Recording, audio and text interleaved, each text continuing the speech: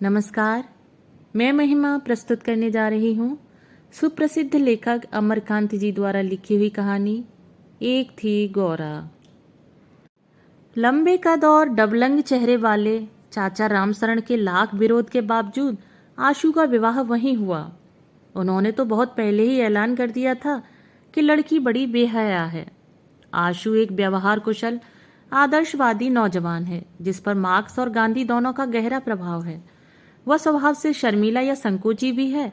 वह संकुचित विशेष रूप से इसलिए भी था कि सुहागरात का वह कक्ष फिल्मों में दिखाए जाने वाले दृश्य के विपरीत एक छोटी अंधेरी कोठरी में था, जिसमें एक मामूली जंगला था और मच्छरों की भन भन के बीच मोटे मोटे चूहे दौड़ लगा रहे थे। लेकिन आशु की समस्या इस तरह दूर हुई कि उसके अंदर पहुंचते ही गौरा नाम की दुल्हन ने घूंघट उठाकर कहा, लीजिए मैं आ गई। आप जहां रहते मैं वहीं पहुंच जाती। अगर आप कॉलेज में पढ़ते होते और मैं भी उसी कॉलेज में पढ़ती होती तो मैं जरूर आपके प्रेम बंधन में बंध गई होती। आप अगर इंग्लैंड में पैदा होते तो मैं भी वहां जरूर किसी न किसी तरह पहुंच जाती। मेरा जन्म तो आपके लिए ही हुआ है।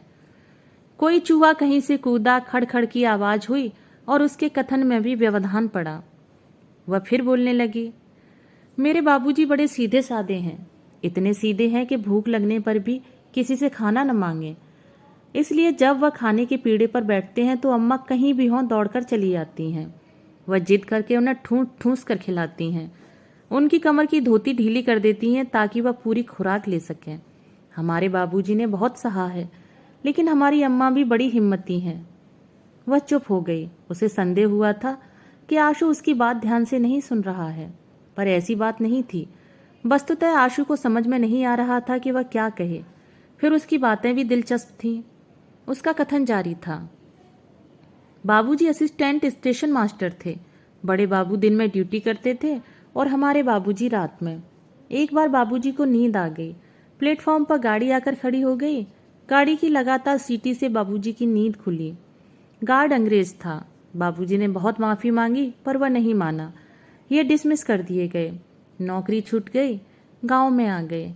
खेती बाड़ी बहुत कम होने से दिक्कत होने लगी।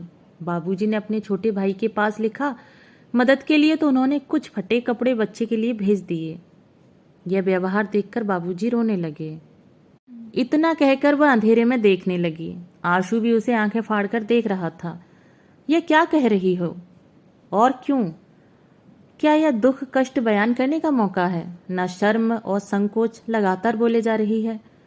उसने आगे कहना शुरू किया, लेकिन मैंने बताया था ना, मेरी माँ बड़ी हिम्मती थी। एक दिन वह भैया लोगों को लेकर सबसे बड़े अफसर के यहाँ पहुंच गई। भैया लोग छोटे थे। वह उस समय गई जब अफसर की अंग्रेज औरत बाहर बरामदे में बैठी थी। अम्मा का विश्वास था कि औरत ही औरत का दर्द समझ सकती है। अफसर की औरत मना करती रही, कुत्ते भी दौड़ाए पर अम्मा नहीं मानी और दुखड़ा सुनाया। अंग्रेज अफसर की पत्नी ने ध्यान से सब कुछ सुना, फिर बोली, जाओ हो जाएगा। अम्मा गांव चली आई। कुछ दिन बाद बाबूजी को नौकरी पर बहाल होने का तार भी मिल गया। तार मिलते ही बाबूजी नौकरी ज्वाइन करने के लिए चल पड़े। पानी पीट रहा था पर वह नहीं माने। बारिश में भीगते हुए स्टेशन के लिए चल पड़े। उनकी रुहेलखंड रेलवे में नियुक्ति हो गई। बनबसा, बरेली, हल्द्वानी, काठगोदाम, लाल कुआं, हम लोग कई बार पहाड़ों पर पैदल ही चढ़कर गए हैं।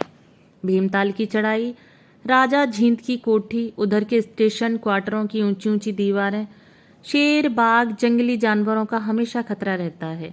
एक बार हम लोग जाड़े में आग ताप रहे थे तो एक बाघ ने हमला किया, लेकिन आग की वजह से हम लोग बाल बाल बच गए। वह इस पार से उस पार कूदकर भाग गया। वह रुककर आशु को देखने लगी, फिर बोली, मैं तभी से बोले जा रही हूं, आप कुछ भी तो कहिए। आशु सकपका गया, फिर धीमे से संकोच पूर्वक बोला, मेरे पास कहने को कुछ खास नहीं है। हाँ, मैं लेखक बनना चाहता हूँ। मैं लोगों के दुख दर्द की कहानी लिखना चाहता हूँ, लेकिन मेरे अंदर आत्मविश्वास की कमी है। पता नहीं मैं लिख पाऊंगा कि नहीं। क्यों नहीं लिख पाएंगे? जरूर लिखेंगे। मेरी वजह से आपके काम में कोई रुकावट ना होगी। मुझसे जो भी मदद होगी मैं करूंगी, मैं जरूर दूंगी। आप निश्चिंत रहिए। मेरे भैया ने कहा है कि तुम्हें अपने पति की हर मदद करनी होगी, जिससे वह अपने रास्ते पर आगे बढ़ सकें।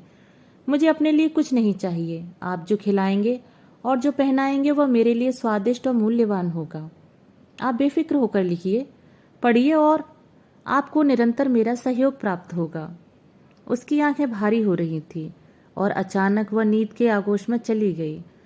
आशु कुछ देर तक उसके मुखमंडल को देखता रहा। वह सोचने लगा कि गौरा नाम की इस लड़की के साथ उसका जीवन कैसे बीतेगा, लेकिन लाख कोशिश करने पर भी वह सोच नहीं पाया। वह अंधेरे में देखने लगा। दोस्तों, अभी आप सुन रहे थे अमरकांत जी द्वारा लिखी हुई कहानी एक थी गौरा।